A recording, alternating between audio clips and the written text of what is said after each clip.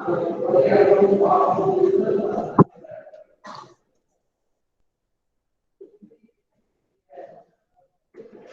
morning, all the students. Morning, ma'am.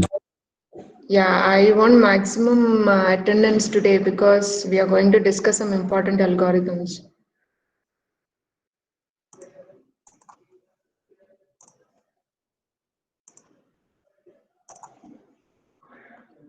Can you see the screen? Okay. So let's move on to our fifth lecture in this module 1. In the previous session, we have got the introduction to concept learning and how a concept learning task can be performed. For this, we have taken example of of your friend, whether he enjoys the water sport or not, given some climatic conditions, given some weather conditions. Okay, so on some particular days where the weather conditions are very friendly, your friend may enjoy the water sport. But in on some days when the weather conditions are extreme or little uncomfortable, then your friend may not enjoy that water sport. Okay, so there are instances of various days given, and each day's climatic conditions and whether your friend will enjoy the sport on the day or not is given. Okay, now the machine has to learn from those instances of training examples and have to predict properly whether your friend will enjoy a water sport given some weather conditions of a particular day that are not seen by the machine so far, right? So we have some parameters like sky, wind speed, forecast of the day, and whether he'll enjoy the sport or not. That is the outcome variable, right? So we have various days data, day 1, day 2, day 3, day 4 data is taken, right? All these are called as attributes, and this is called as the prediction or the outcome or the output, or simply we can call it as the label. Okay, we can give lots of names to that, or we can simply call it as the concept that is being learned by the machine. And remember, concept, if the concept is defined as whether your friend will enjoy the sport on a particular day, the machine is interested only in S examples, positive examples, right? So the concept of learning is whether your friend will enjoy the sport. Okay, so only if it is S, the machine will try to generalize on that hypothesis. Okay, now different days data is given, day 1, day 2, day 3, and day 4.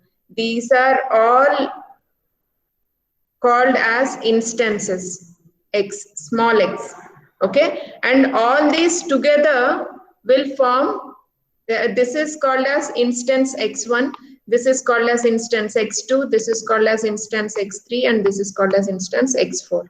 Okay, so these are all instances which are denoted by small x and a suffix to that. Suffix means this number 1, 2, 3, 4, what we are giving. Now all this set will form the instance set x. Each of these instances will denote one particular day's data.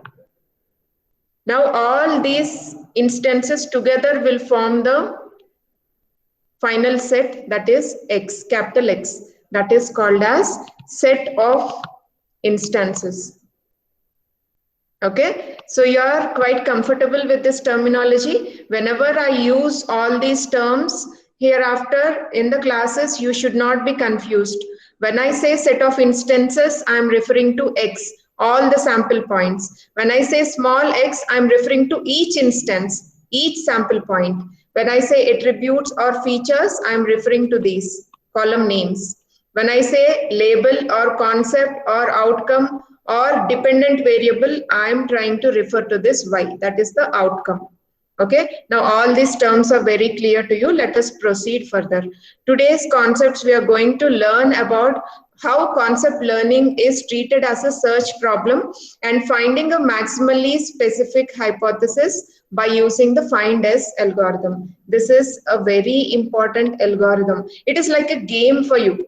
Do not think that if I am introducing you to an algorithm, it is somewhat complex, or the terminologies or some mathematics will be underlying behind that.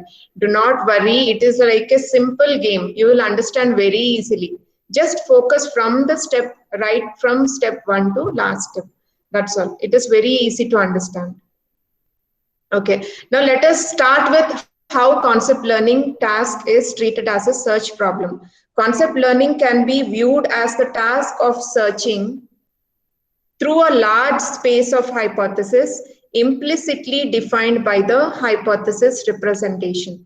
Okay, so whenever a concept has to be learned, the machine has to search in the hypothesis space H, different hypotheses H1, H2, H3 and so on, and select the best hypothesis that will fit the training examples given, that will better explain all the combinations of the training examples given.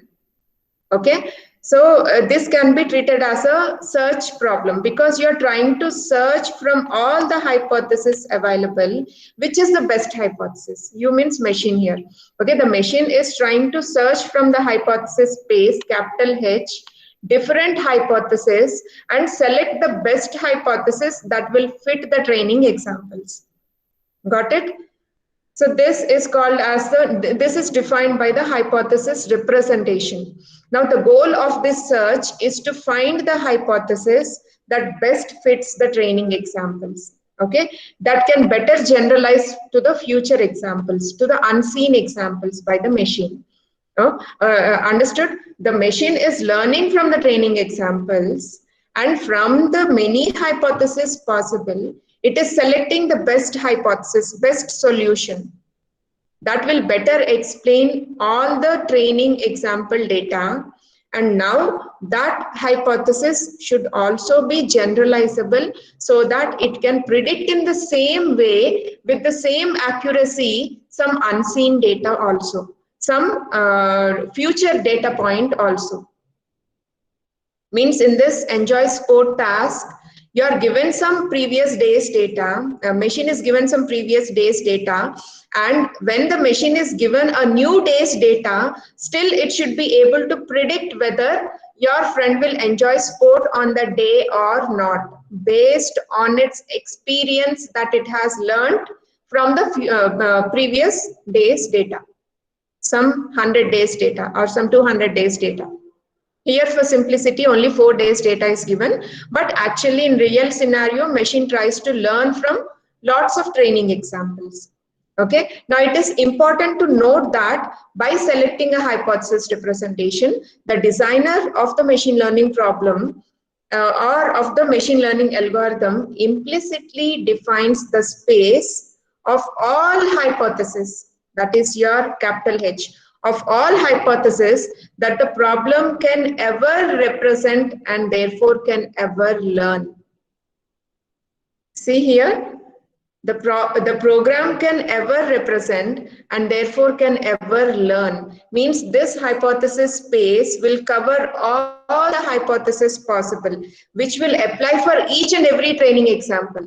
And at each step, it will try to generalize because the machine can't always check all the hypotheses available when some new data point is given, right? So it tries to generalize. It tries to generalize on all the training examples and tries to minimize its hypothesis number and finally arrive at a final statement or final hypothesis which explains in general the behavior of the entire training set. Got it? So it is searching through a search space. It is searching through a space of hypothesis, through a hypothesis space, and finding the best solution among the alternative solutions available. Got it? Now, consider, for example, the instances X and the hypothesis space H in the enjoy sport learning task. So what are the instances available? 4 days data. And what are the hypothesis space? How many hypotheses will be there in the hypothesis space? Let us see how to calculate that. Okay, you're not going to calculate that in future, but I'm just explaining you how many possible instances can be generated by taking possible values under each attribute. Listen carefully. For example, the attribute sky, we have taken one attribute sky, that is your first attribute, first column in the enjoy sport learning task, has three possible values. Say rainy or stormy or windy or clear sky, like that. Take three possible examples. And for A, temperature, humidity, wind, water, and forecast, the other columns, each of them, let them have some two possible examples. Means A, temperature, high, low, humidity, high, low, wind, speed, slow. Like that, it may have some two possible values. Okay. Now the instance space instance space X contains exactly how many combinations? Three possible values for sky. So 3 into 2 possible values for A, temperature, and 2 possible values for every other column we have assumed. Okay. If these are the possible values, how many combinations you get? 96 distinct instances you get. Means 96 distinct training examples it can get. Maybe they are recorded really or not, we don't know, but most possible instances possible are 96. Okay, so what say if I take an attribute A and an attribute B, it has x1 and x2 as possible values. It has y1 and y2. So how many combinations you can make? 2 into 2. Total 4 combinations. X1, Y1, X1, Y2 is two combinations, and X2, Y1 and X2, Y2, two combinations, right? So total 4 combinations can be made. So 4 possible instances can be generated for this particular possible labels. Okay, in the same way, for sky, if there are 3 possible values, for A, temperature 2, humidity 2, and so on, total 96 distinct instances can be generated. But among that, we are given only 4 possible examples. Okay, 4 days data. For simplicity, we have taken very simple number. Okay, now let us take another example. Say sky has 5 possible values, and A, temperature has 4 possible values, humidity has 4 possible values. In that case, we can calculate that total 5120 syntactically distinct hypotheses within H.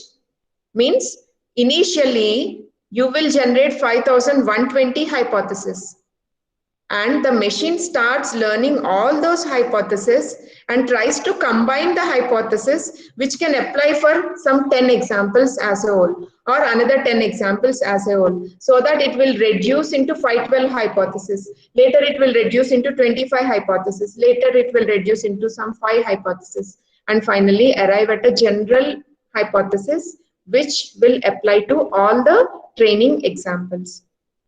Got it? Initially, there may be 5120 combinations of these attributes according to the number of categories it has. But slowly the machine tries to generalize it and finally arrive at a more general hypothesis. Got it? Now observe that every hypothesis contains one or more pi symbols representing the empty set of instances. Now it classifies every instance as negative. Consider in yesterday's class I have told, say there is one hypothesis where any value can be preferred, any value is allowed for all the attributes, but in that case every instance will be predicted as yes only, right? Because your friend is comfortable with any type of weather condition, he will enjoy the sport on any day. So his enjoying the sport, that is treated as S. Now consider another extreme case where your friend is not comfortable with any type of climatic condition. Maybe he doesn't enjoy water sport. That is for lighter side I'm telling. He is having water phobia. means given any day, given any climatic condition, on any day, he doesn't enjoy the water sport. That is most specific case, means pi. No value is allowed under that attribute. Here, question mark means any value is allowed under that attribute. Any climatic condition is okay for him.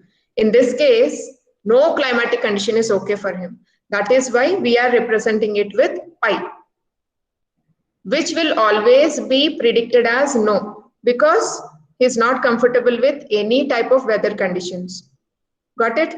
Now, observe that every hypothesis containing one or more pi, if at all in any hypothesis, no value is allowed for sky and no value is allowed for wind speed, and others can be anything.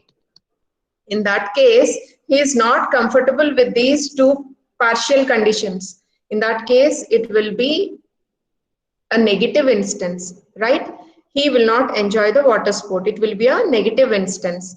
In that case, it classifies every instance as negative because the machine has not come across such examples. He is not comfortable with any climatic condition, means he is not comfortable as on the whole about playing a water sport on that particular day. So it classifies every instance as negative. Now, in that case, the number of semantically distinct hypotheses is remove that particular hypothesis which is having pi, and all the combinations of other attributes with that pi also have to be removed.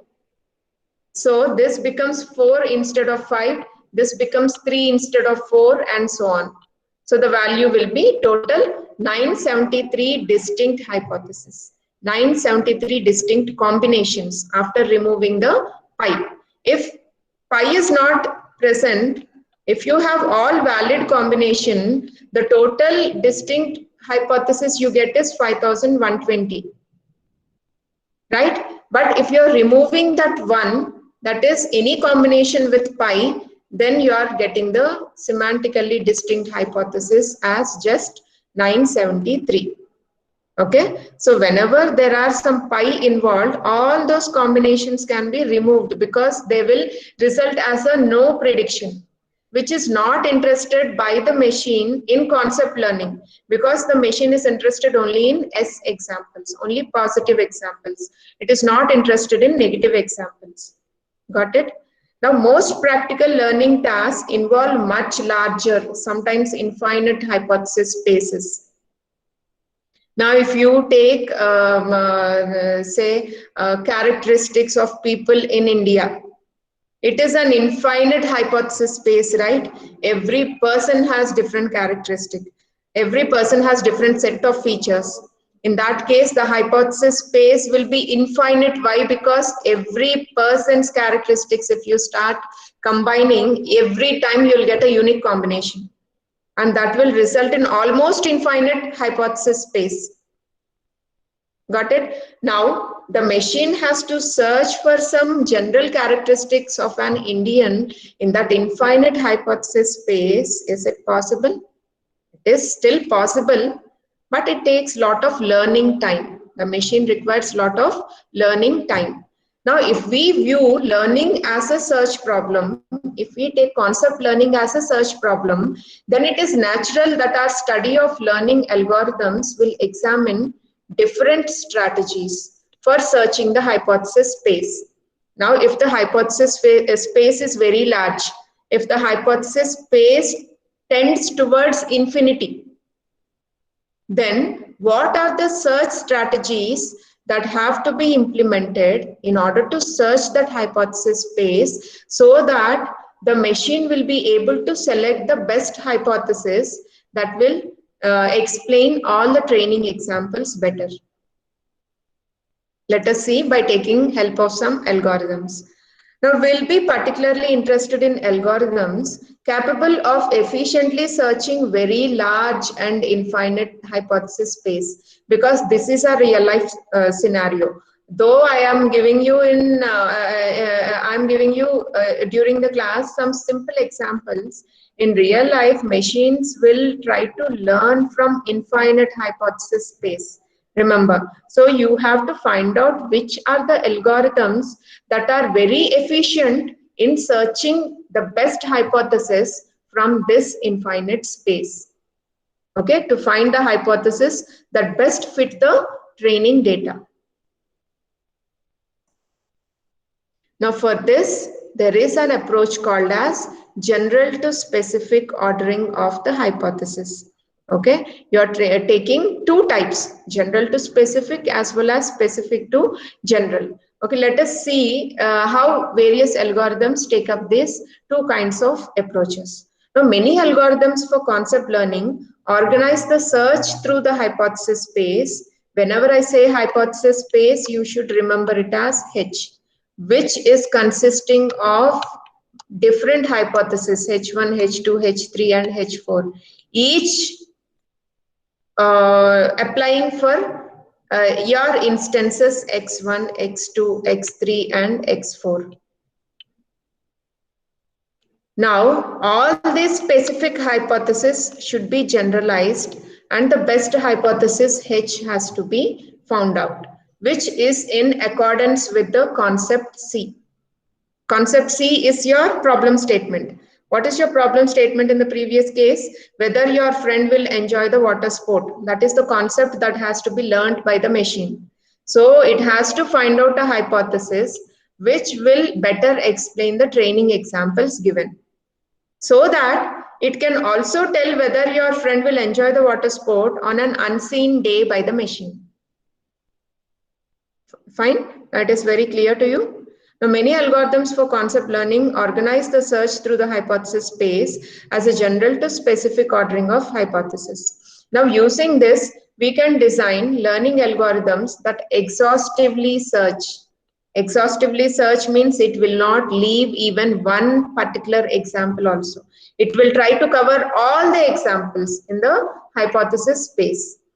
Now, using this, we can design learning algorithms that exhaustively search even infinite hypothesis spaces, means very large hypothesis spaces, not actually infinite, but very large hypothesis spaces without explicitly enumerating every hypothesis. It need not give all the hypotheses to the machine, not required.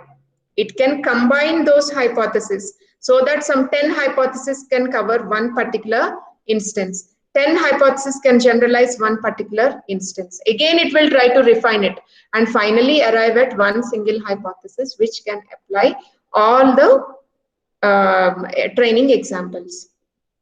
See, in our previous case of playing checkers or playing chess, there we are finding the best optimal target function.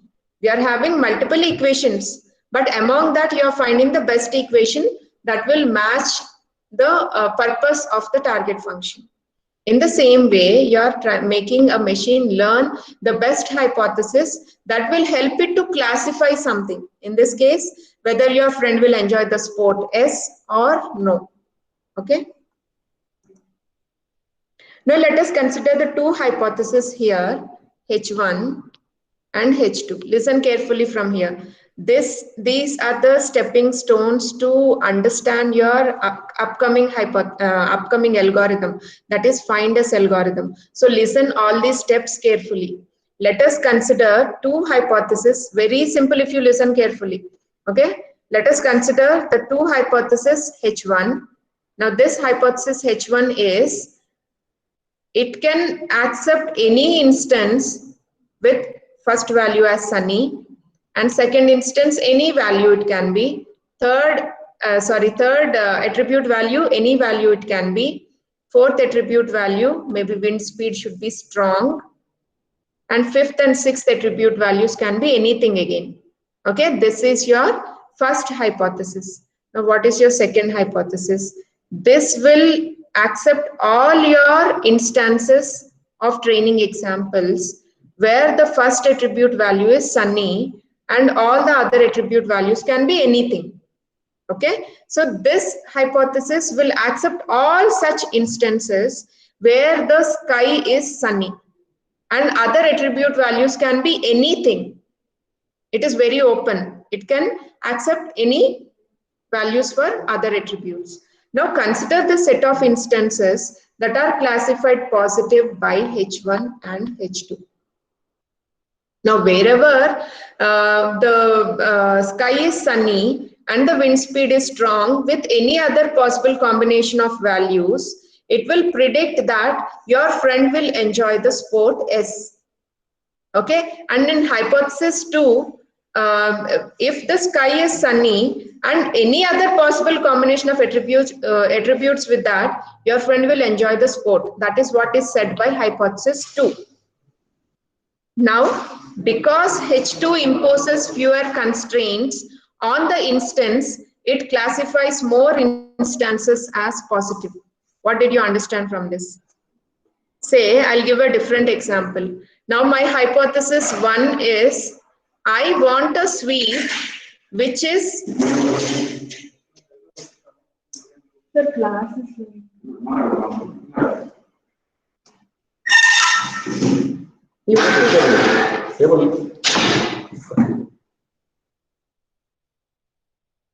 excuse me.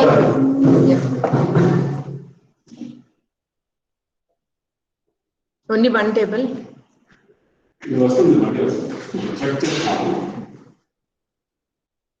Sir, after the class. Sound, sir, sound disturbance. Okay, now let's get back.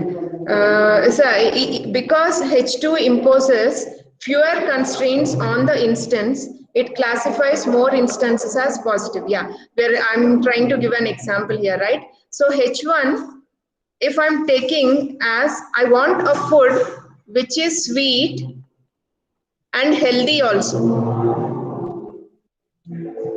Okay, I want a sweet which I want a food which is sweet as well as healthy.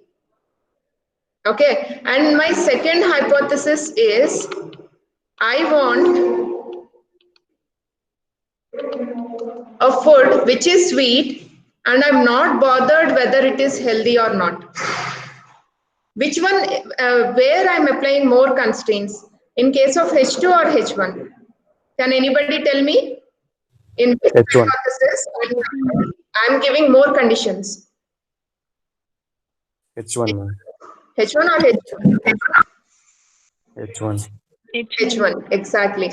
We are giving more conditions that I want a food to be sweet as well as healthy. But in H2, I am giving lesser conditions, means I am more general about it. I want a sweet, but I'm not bothered about the condition that it should be healthy or not. Okay. In the same way, I'm taking here H1 is more specific because the wind speed also he is bothered about. But in H2, he is not that specific because he is bothered about the sky's condition only. He is not bothered about the wind speed. Now, what can you understand from this? Any instance classified positive by H1 will also be classified positive by H2, right? Therefore, we say that H2 is more general than H1. Simple understanding, right? That is what you already understood from this example I have given. Any instance classified positive by H1 will also be classified positive by H2. Do you agree with this? Did you understand this, students? So what do you say in this particular instance?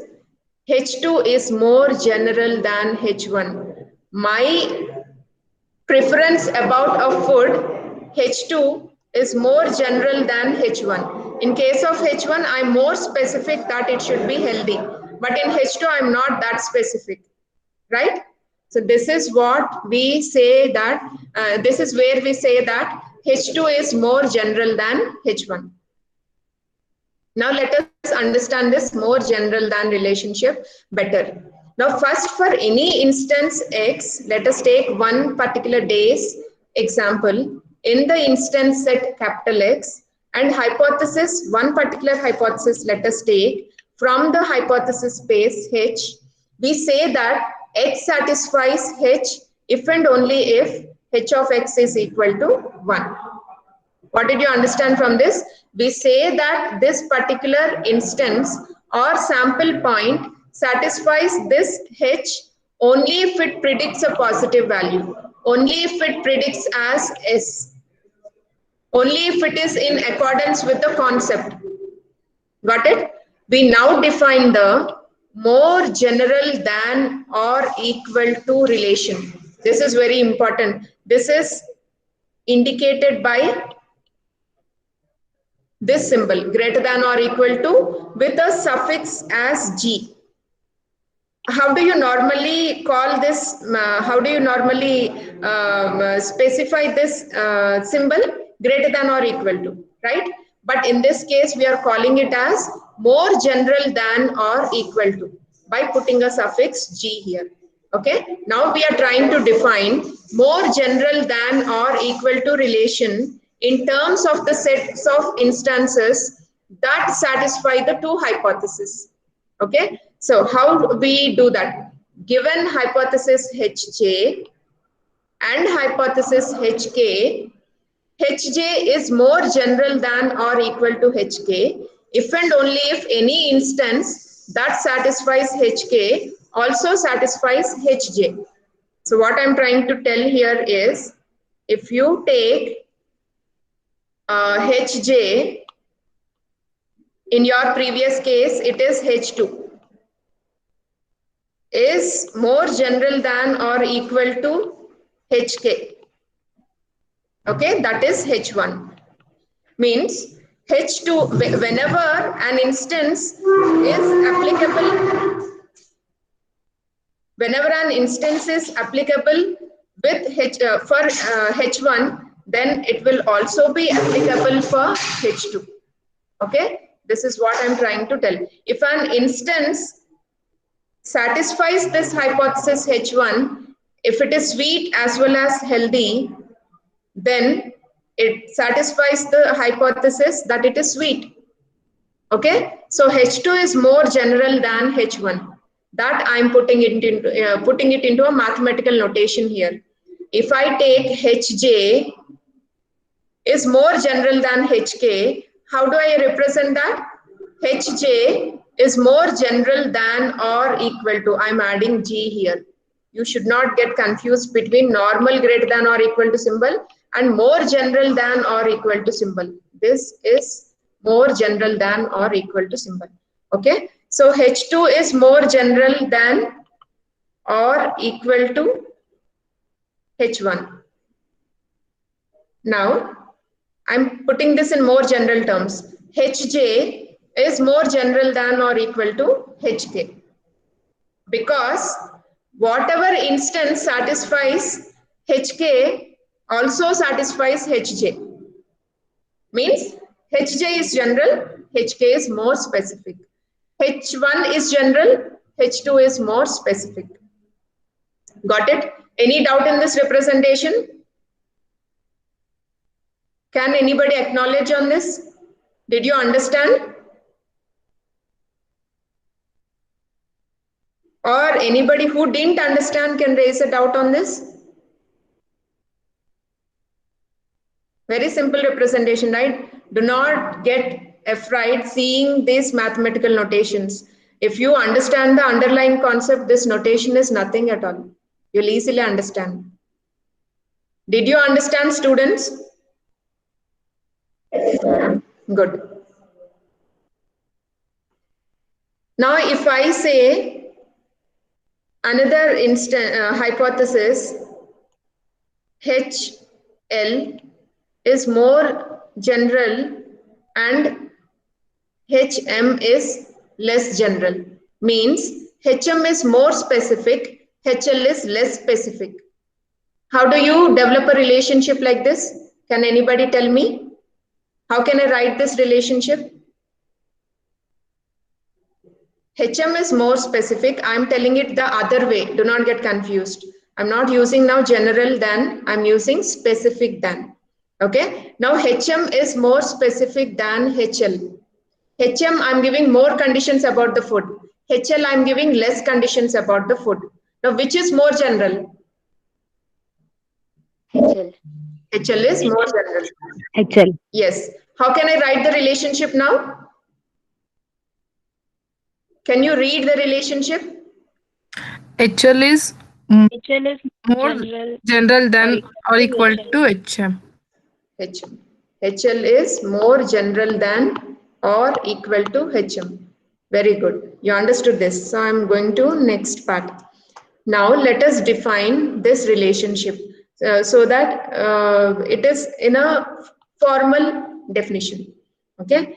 Let Hj and Hk, understand carefully, let Hj and Hk be Boolean valued functions defined over the instance set X. Then Hj is more general than or equal to Hk, written as Hj with this symbol, more than general than or equal to Hk, if and only if. How do you represent this?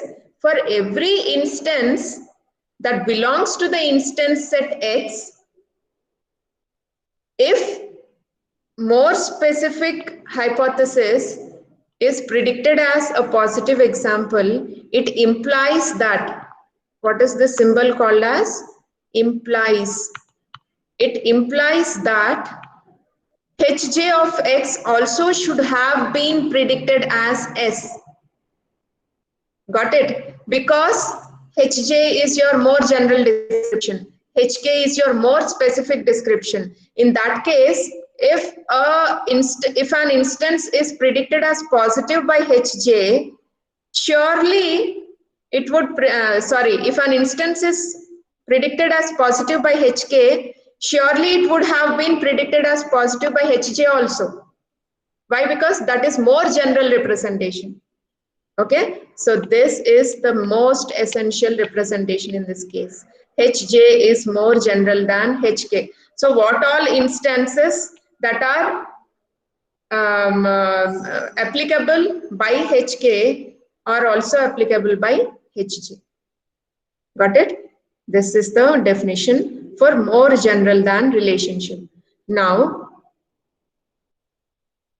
some playing with mathematics will do. Okay, Hj is greater than, more general than or equal to Hk. This you understood. Now, is Hk more general than or equal to Hj? Or I'll put it in other way, Hj is more general than, strictly more general than Hk, if I want to say. I'm repeating again. If Hj is strictly more general than Hk, means it is not equal to than Hk. In that case, how I can write? Hj is more general than or equal to Hk and Hk not more general than or equal to Hj. Got it? Means Hj can be general than Hk, but Hk will never be general than Hj, or it will not be even equal to Hj. Then we say that Hj is more strictly general than or strictly more general than Hk. Okay? This way is applicable. Vice versa is not true. Backwards direction it is not applicable. Okay? Hj is strictly more general than Hk. Why? Because Hk is not at all equal to or more general than Hj. Now how do I represent this? Hj more general than Hk. I am removing the equal to term. Did you notice? This says that Hj is strictly more general than Hk. Got it? Let us see in instances how it will be applicable there. Excuse me. Hmm? For not more general, same symbol, ma'am. There is no difference between Where? Hk is not, you told Hk is not. No, sorry. I have to strike this out. Okay. Now it is correct? Yes, ma'am. I forgot to strike this out. Hk is not general than or equal to Hj. In that case, we come up with this representation that Hj is strictly more general than Hk. Equal to we are removing. Now let us see this with an example. Now take the first instance x1 where certain climatic conditions are given: sunny, warm, high, strong, cool, and same. That is represented by, in the diagram, represented by x1. Okay. Now let us take another instance x2, sunny, warm, high, light, warm, same is given. That is represented by x2 in this diagram. Now how the hypothesis can be written? H1 from x1, we can make this hypothesis sunny and strong. It is let us keep it specific, and let these values be anything which are acceptable by your friend to enjoy the sport. That is why he is specific only with the sky condition and the wind speed. In other cases, he is not bothered. Whatever is the condition, he'll enjoy the sport. That is the first hypothesis, which will satisfy for which x1 will satisfy this hypothesis. Now, let us take this third instance, the third hypothesis, which is where x2 will satisfy this hypothesis, where your friend is bothered about the sky, that is sunny. He is okay with any other weather condition, and wind speed, the temperature maybe, it should be cool. And the last condition can be anything again. Okay, this is hypothesis H3. Now, he has more general expectation, means he is only bothered about the sky condition, sunny, and he is okay with any other combination. That is H2. Now tell me which is more general. Can you make two mathematical expressions? H2, ma'am. H2 is more general than? H1 and H3. H1 and H3. Very good. Who is that? Apurva, ma'am. Okay. H2 is more general than H1, and H3 is more general than H1. Sorry. H2 is more general. Yeah. And H3 is more general than H2. H2 is more general than H3. Did I make it correct? Yes, ma'am. Yeah. Okay, so these are the two expressions I can write here. Now see this hypothesis space H. From H2, whatever instance satisfies H1 is previously satisfied by H2 also. Did you understand this? And whatever instance is satisfied by H3 is satisfied by H2 before itself, because H2 is more general. We can represent like this in the hypothesis space. H2 is more general than H1. H2 is more general than H3. So if you take the scaling, all the down hypotheses in this hypothesis space are more general, and all the upcoming hypotheses are more specific. Okay, so we are trying to go from general to specific ordering. Did you understand? Now, is there any relationship between H1 and H3? Can you develop any relationship between H1 and H3? H1 itself is specific. H3 itself is also specific, which can be generalized from which can be specified from H2, but there is no specific relationship between H1 and H3, though there this value is coinciding. Means for H1 and H3, though sunny is same, they are not same with other attributes value. That is why they do not coincide. these two hypotheses will not coincide because there is specific requirement associated with those hypotheses, H1 and H3. Okay, so from all this, what you understood, H2 is more general than H1 and H2 is more general than H3, but H1 and H3 are not related because there are some specific requirements associated with those hypotheses. Got it?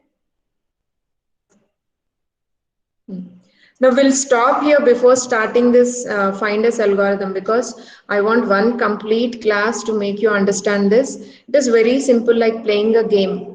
I'll just give you a brief introduction so that we'll quickly get into the concept tomorrow. We'll actually start with more specific hypothesis here. Means he is not comfortable with any of the climatic conditions. Okay, that is the most specific hypothesis. Now you start with the instances. First day's temperature are varying, means not equal to pi. There are some conditions available for the attributes. So we can understand that your initial hypothesis is too much specific, which doesn't predict anything positive. Okay, so in the next step, we'll try to make it more general. Okay, how to make it more general? By taking sunny, warm, normal, strong, warm, and same in the place of pi.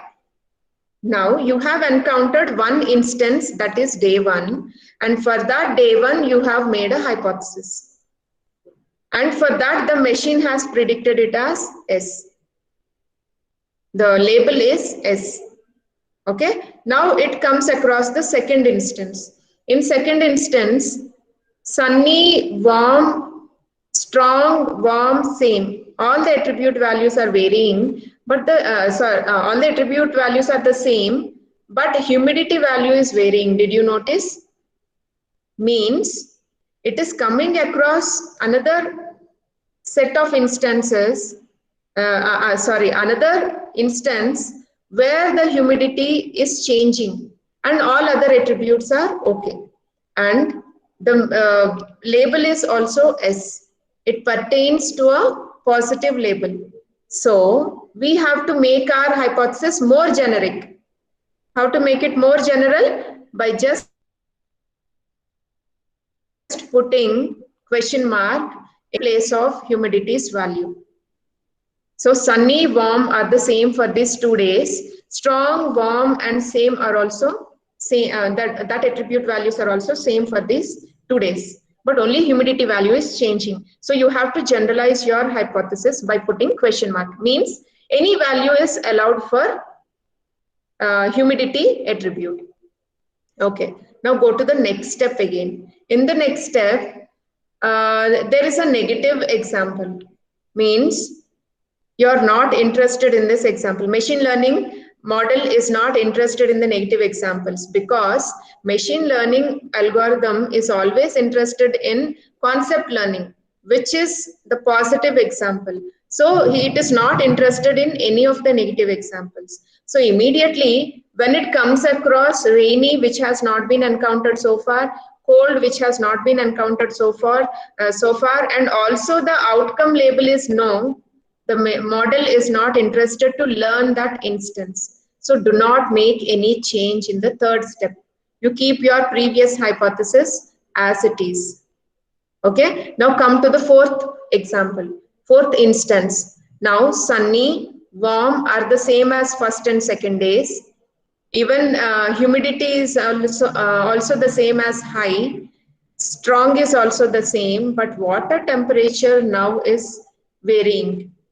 Okay, so you have to go for a more general hypothesis. So what you do is put a question mark in that place. Even the forecast is changing. So put a question mark in that place. So what you're doing, you're making your hypothesis more general from more specific. Okay, so you have question mark. For this you have sunny, for this you have warm, for humidity you have a question mark, for water you have question mark, for wind Yeah, for wind you don't have question mark because it is same value that is repeating. For water you have question mark, and for forecast you have question mark, indicating that it covered now three training examples. Three training examples where sunny, warm and strong are common, but values are differing for humidity, water and forecast.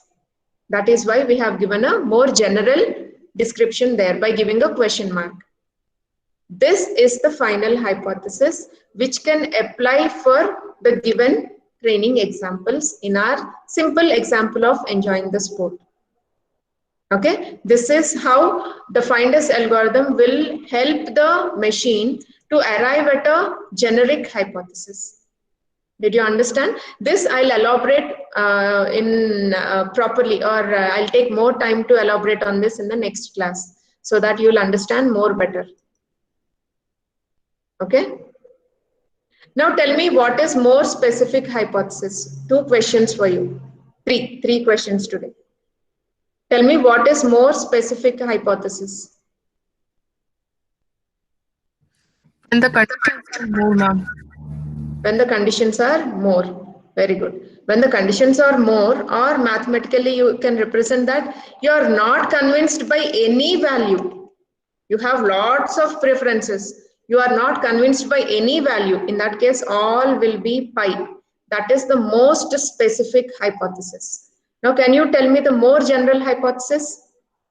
When there is no conditions. The condition is less. There is no condition. I am, Any value can be accepted.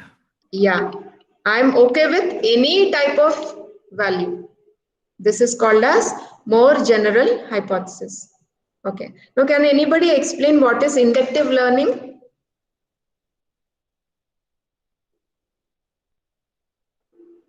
What is inductive learning? Or any example for inductive learning? So that I can go back and explain. I can give the definition for you. What is inductive learning? All these terms you should be very familiar with. Otherwise, when you're reading about some concepts or articles on internet related to this data science or machine learning, you will again fall into doubt. What is this induction? What is this hypothesis? No, you should be very familiar with all these topics. What is inductive learning? Learning from the previous observations and trying to apply that knowledge for the future learning, for the future predictions. Okay, you're doing inductive learning, right? All the students are doing inductive learning. You're learning from the training provided by the teacher, and you are trying to apply that learning or experience in your exams. When some unseen questions are asked, that is called as inductive learning. Machine is learning from the observations, machine is learning from the training examples, and it is trying to predict something or apply its knowledge to predict something in future, which it has not seen so far. On the examples it has not seen so far. This is called as inductive learning. Now, given example of two hypotheses, give example of two hypotheses, one more general than or equal to other. Now I have given you an example of food, about making hypothesis about food. I want food which is sweet as well as healthy, and I want food which is only sweet. I'm not bothered about its healthiness. Okay, so in that case, sweet and healthy is my specific hypothesis and sweet is my general hypothesis. Now can you give me such example?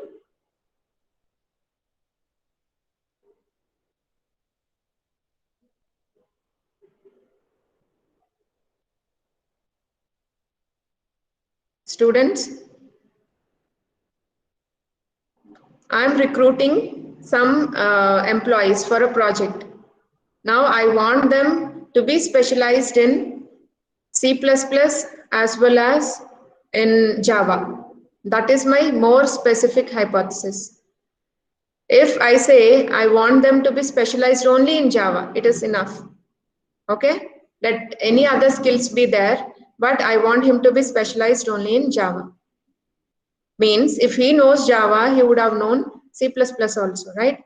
So that is my more general hypothesis. I'm specific about one particular skill. I'm specific about two particular skills. Then I say my hypothesis, my requirement is too much specific. But when I say my requirement is only this much, not many skills are required, means I'm more generic about the requirement. My hypothesis is very general. Okay. So let's meet in the next class with more elaboration on this finders algorithm. Any doubts still here? No, ma'am. Okay, let's meet in the next class. Bye.